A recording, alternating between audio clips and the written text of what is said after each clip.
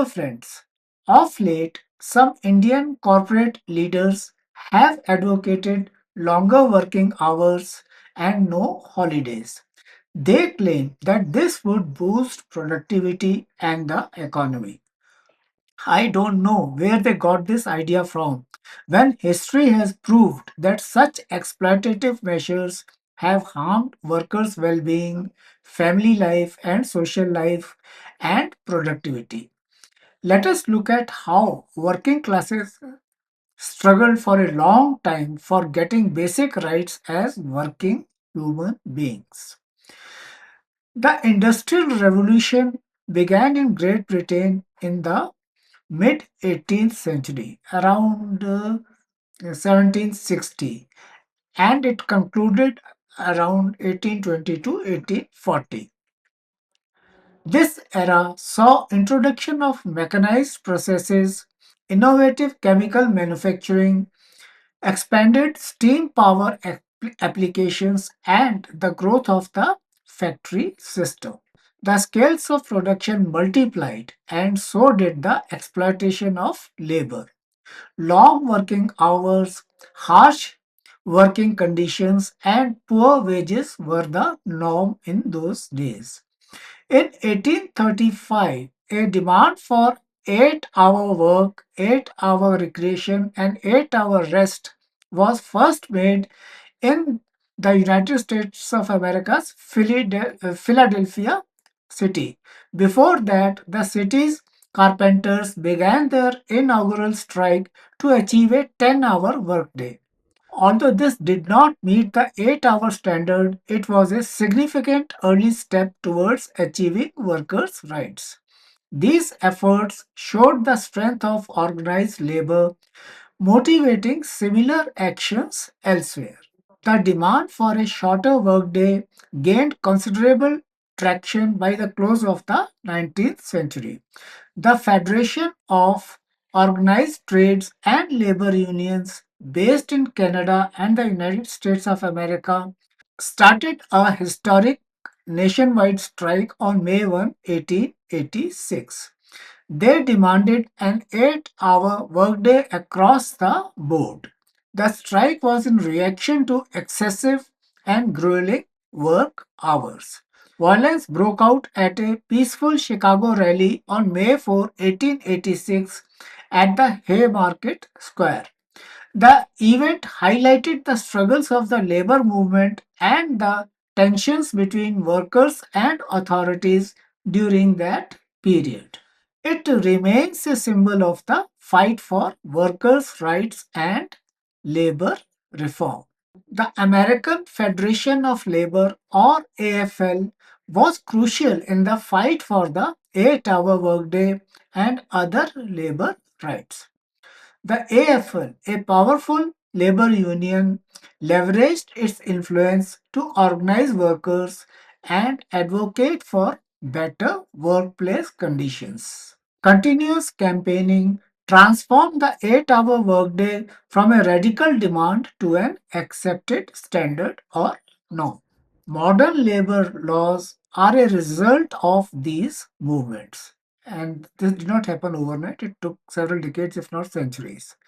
Government and employers acknowledged the need for better working conditions, which led to laws limiting working hours and promoting fair labor practices.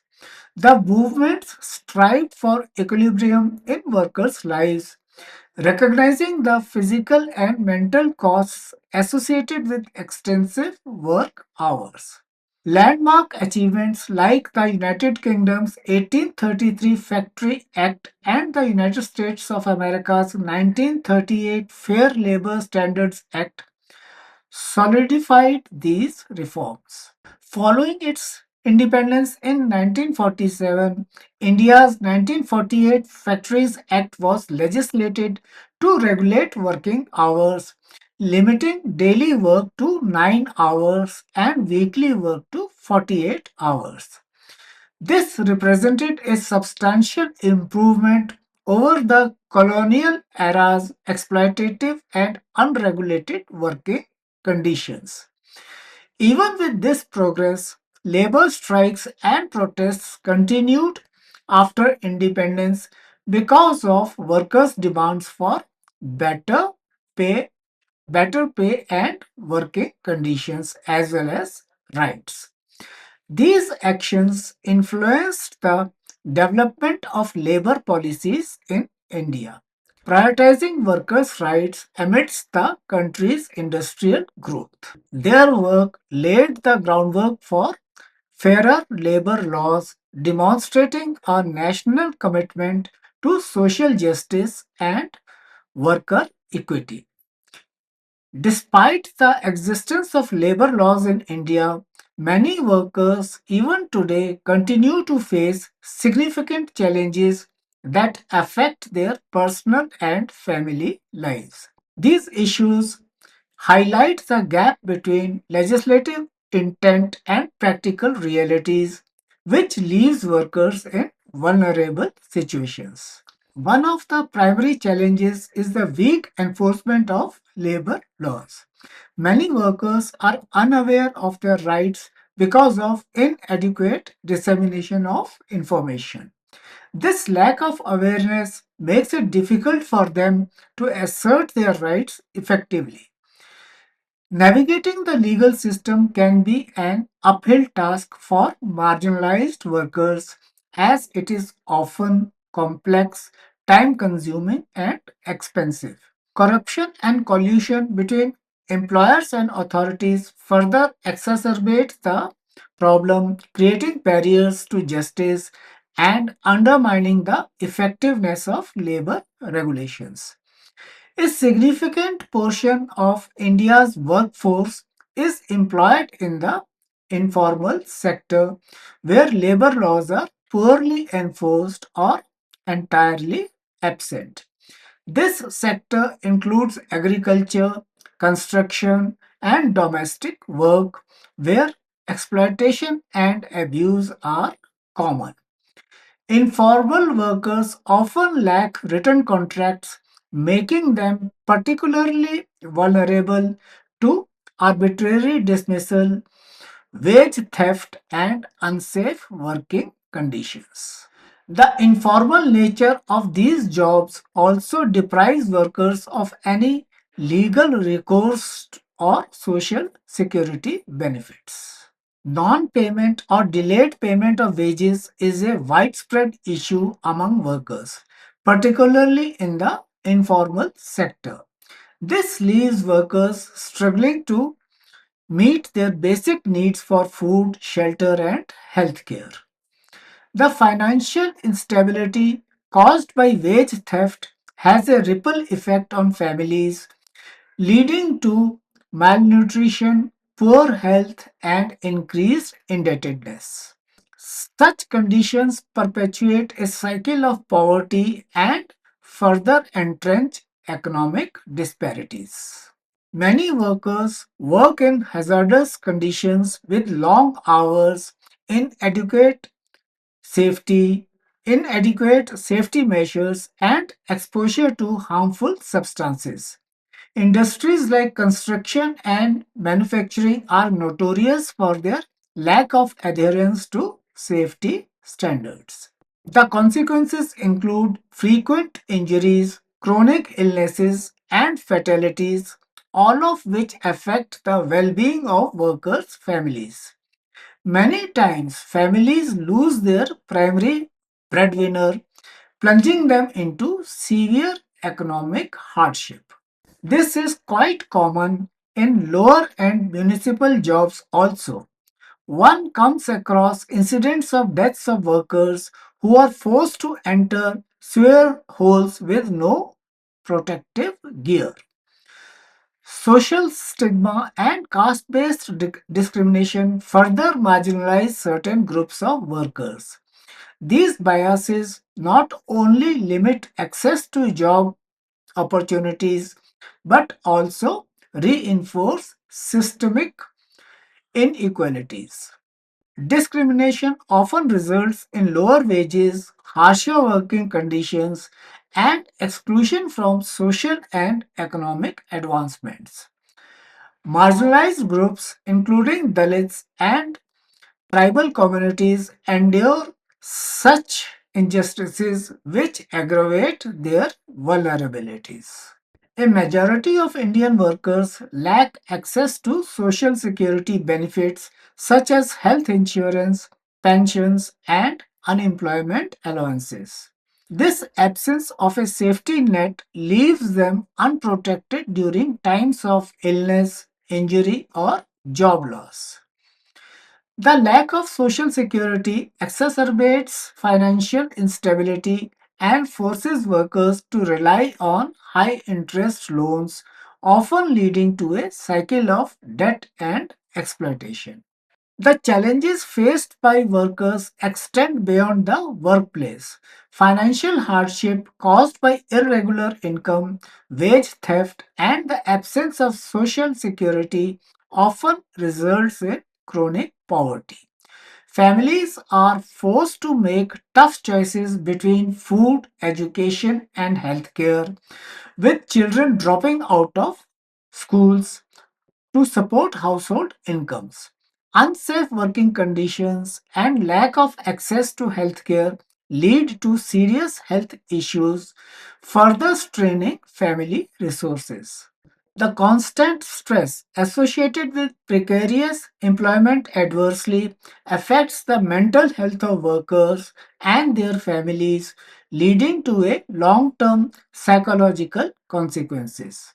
In contrast, workers in the organized sector, such as those employed in large factories or government institutions, enjoy better protections under labor laws. Trade unions play a crucial role in advocating for workers' rights, negotiating fair wages, and ensuring better working conditions. Government initiatives such as minimum wage laws, social security programs, and worker education schemes provide some relief. However, the effectiveness of these measures varies across regions and sectors. Also, much depends on the union leader's integrity. It goes without saying that if the working hours are extended and no holidays given, the adverse effect on families and social relationships would be devastating. Insufficient quality time with family can put a strain on marriages and weaken family bonds. Countries with longer working hours have less happy citizens, according to the OECD or Organization for Economic Cooperation and Development. It is an international organization that works to shape policies that foster prosperity, equality, opportunity, and well being for all. Historically, South Korea had lengthy working hours. This led to more family breakdowns and social isolation until the 2018 reforms reduced the legal work week to 50 hours from 68 hours. Overwork can lead to social isolation, limiting participation in community, cultural, and recreational activities. Focusing on economic productivity may weaken the social structure of a society, which is essential for its holistic well being and development. Extensive research reveals the harmful effects of excessive work hours on physical and mental well being. A 2021 WHO and ILO report found that long working hours increase the risk of stroke by 35% and heart disease by 70%. Inadequate rest and recovery worsen common issues like stress, burnout, and anxiety. Japan's experience with karoshi, which actually means death because of overwork, is a stark reminder of these dangers. Widespread health crisis and public outrage caused by the nation's demanding work culture forced the government to intervene and limit overtime. Conversely, Sweden's 6-hour workday trial showed improved employee well-being and productivity, proving shorter hours can be more effective and beneficial. It is incorrect to assume that longer hours automatically mean more work is getting done. Harvard Business Review and Stanford University studies show that working over 40 hours weekly reduces our hourly productivity. Overworked employees demonstrate less creativity, poor decision making, and more mistakes. Despite a temporary rise in output, the long term effects are shown as increased absenteeism, higher turnover rates, and greater healthcare costs. Here, turnover rates means the turnover of workers.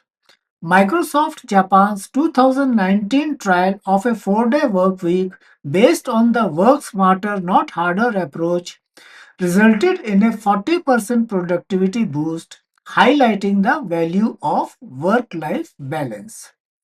When corporate bosses unthinkingly demand longer working hours, they ignore India's existing socioeconomic issues like high unemployment and income inequality.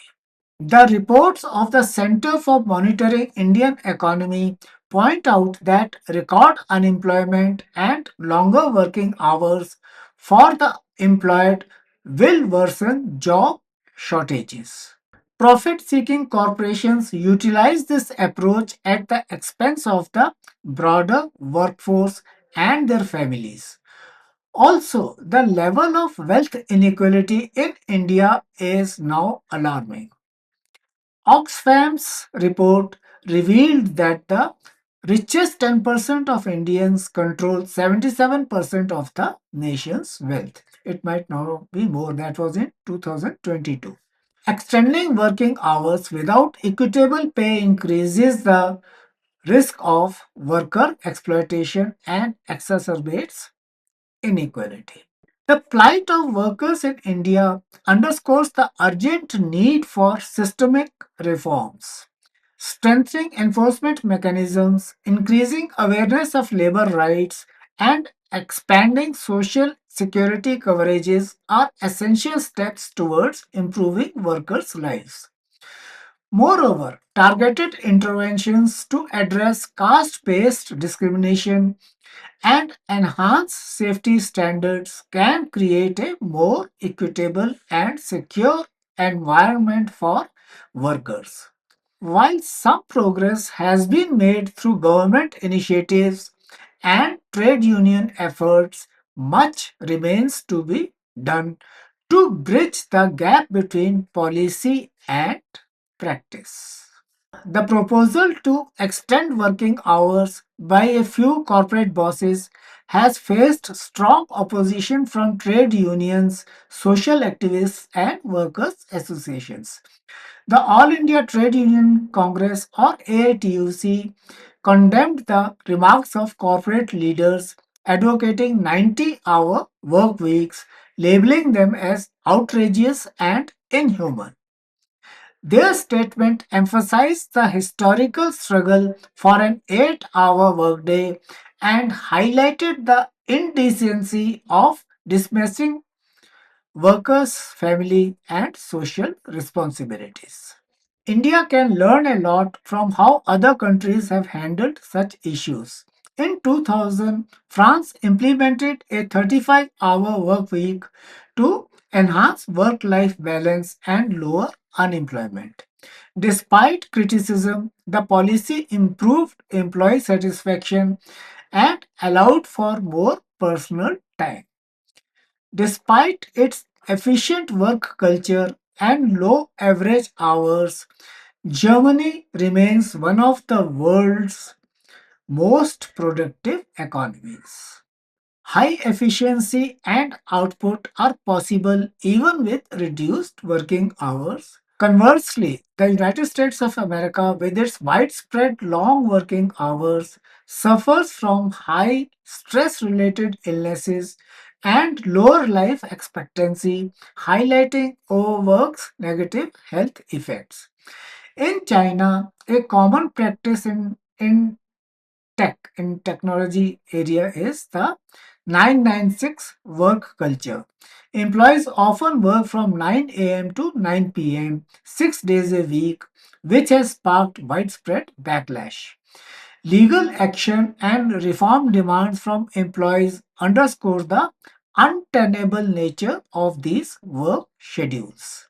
So, these examples show how workplace rules impact society's health, with balanced policies providing the best results for people and the economy. Focusing on profit before people's well being is unethical and problematic. Workers deserve rest, recreation, and time with their families. They are human beings and not automatons. They deserve dignified lives. Articles 23 and 24 of the Indian Constitution guarantee fair labor conditions and workers' dignity. Long hours would violate these principles. Any concession to demands for longer working hours is bound to destabilize the society and hurt the economy. So, to conclude, one can say that while boosting work hours and cutting holidays seems financially beneficial initially, it could harm employee well being, family life, and productivity in the long run. History and worldwide experiences show that balanced work schedules lead to healthier, happier, and more productive societies. Policymakers and corporate leaders must acknowledge that sustainable development depends on upholding workers' rights and creating a supportive environment for their professional and personal growth. To ensure that economic growth doesn't come at the cost of workers' well being, a comprehensive strategy focusing on both productivity and employee satisfaction is essential. With flexible work schedules, employees can customize their hours to fit their individual needs, leading to greater autonomy and higher morale. Targeted job creation achieved through skill development and public private partnerships can reduce unemployment and distribute work more fairly. Robust labor laws and their effective implementation are crucial for guaranteeing corporate responsibility. Well motivated employees bring long term value to companies. A balanced approach fosters economic growth and safeguards workers' dignity, health, and happiness.